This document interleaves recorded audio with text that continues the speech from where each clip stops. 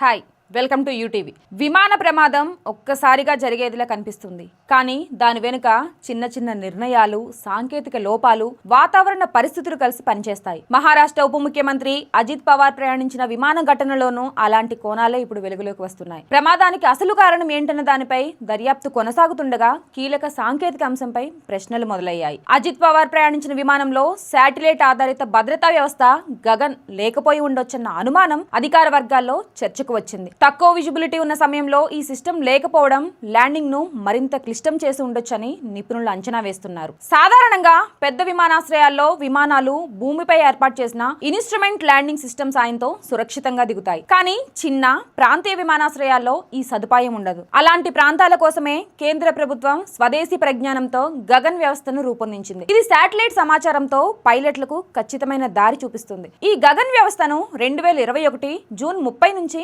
కొత్తగా రిజిస్టర్ అయ్యే విమానాల్లో తప్పనిసరి చేశారు. అయితే అజిత్ పవార్ ప్రయాణించిన లీర్ జెట్ 45 విమానం ఆ తేదీకి 28 రోజుల ముందే భారత్లో రిజిస్టర్ అయింది. చట్టపరంగా ఈ విమానంలో గగన్ ఉండాల్సిన అవసరం లేదు.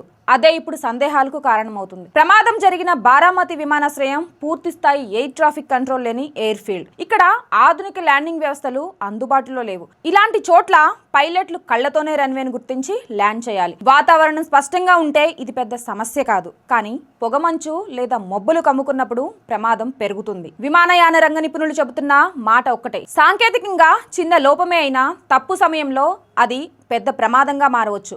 గగన్ వంటి వ్యవస్థ ఉంటే పరిస్థితి భిన్నంగా ఉండేదా అన్న ప్రశ్నకు ఇంకా సమాధానం రావాల్సి ఉంది. ఈ ఘటనపై అధికారిక దర్యాప్తు ఇంకా కొనసాగుతుంది. అన్ని కోణాలను పరిశీలించిన తర్వాతే అసలు కారణాలపై స్పష్టత వచ్చే అవకాశం ఉంది. అప్పటి వరకు ఇది ఒక హెచ్చరికగా మాత్రమే చూడాలి. విమాన భద్రతలో చిన్నది అనే మాట ఉండదని.